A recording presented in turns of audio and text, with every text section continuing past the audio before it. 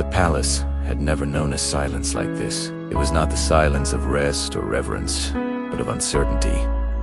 A fragile pause stretched thin as glass. Dawn had come and gone without blood, and the servants whispered as they moved through the corridors, their eyes darting as if the walls themselves might report them.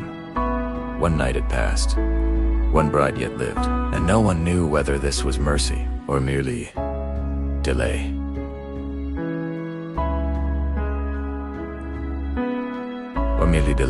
Scheherazade remained in her chamber, seated near the window where the morning light filtered softly through carved stone.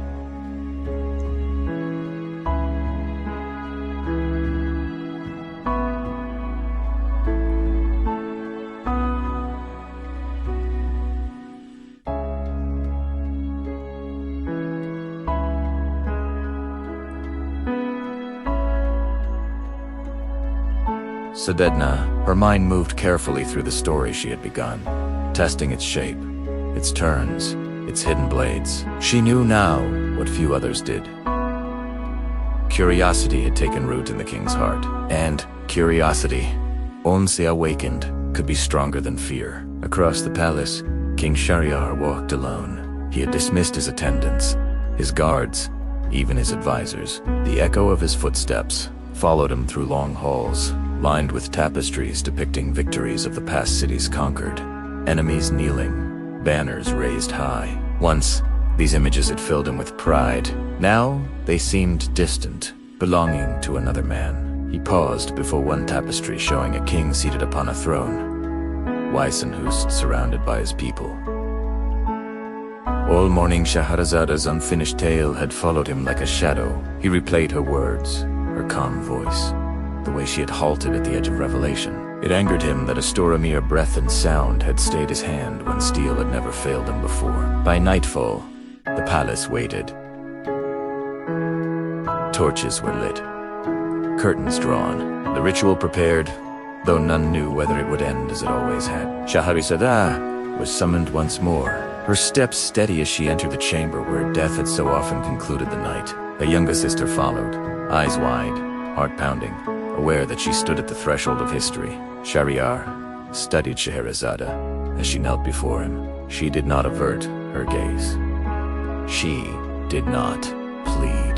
There was no defiance in her posture, only patines as though she were waiting for something inevitable to unfold. "Continue," the king said. Scheherazade inclined her head and began. She spoke of a fisherman cast upon hard fortune, a man whose nets yielded nothing but hunger and despair. Day after day he cast them into the sea, trusting in fate, even as it mocked him. On the final day, when his strength was nearly spent, his net caught upon something heavy, something sealed and ancient. When he pulled it free, he found not treasure, but a copper jar marked with a seal long forgotten by men. The king listened. The chamber faded as the story took shape, the fisherman's hands trembling as he broke the seal. The smoke that poured forth like a living thing, twisting into the form of a mighty jinn. Scheherazade's voice did not rush. It lingered on each detail, each breath, drawing the listener deeper, until Shahryar felt as though he stood upon the shore himself, watching the impossible rise from the jar. The jinn's rage thundered through her words. Centuries of imprisonment had driven him mad, and he swore to kill the man who freed him. The fisherman pleaded, reasoned, despaired. Death seemed certain.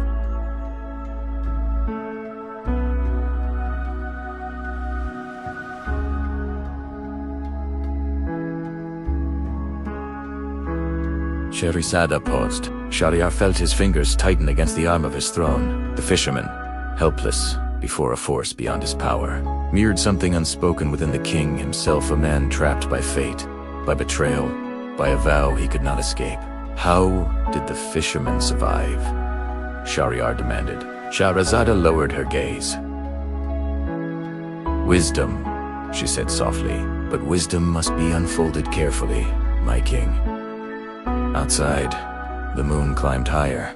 The story resumed, now turning subtly. The fisherman questioned the jinn, challenged his claims, sowed doubt where brute force ruled. With nothing but words, He led the jinn to prove the impossible that such a vast being could ever fit inside so small a jar. As Scheherazade spoke, Shahryar felt something unfamiliar stir.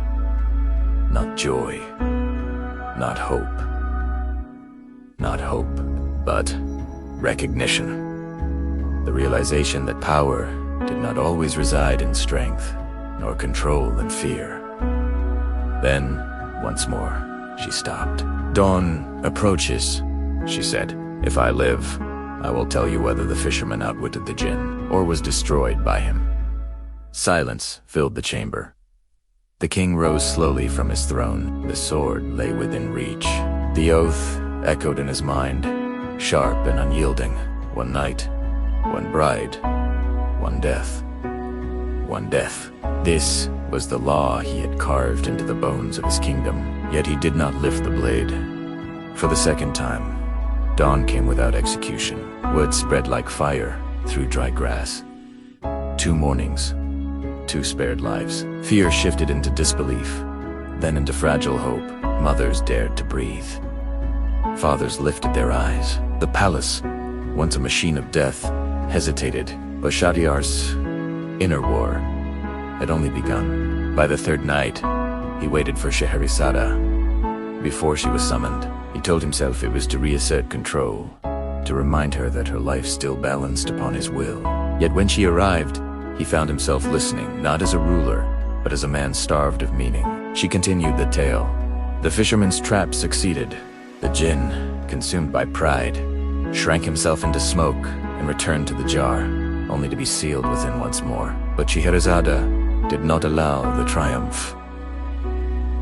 "Tiras," she spoke of mercy offered, of choices made in the space between vengeance and forgiveness. Shahryar felt the weight of those choices press against his own. Each night, the pattern repeated.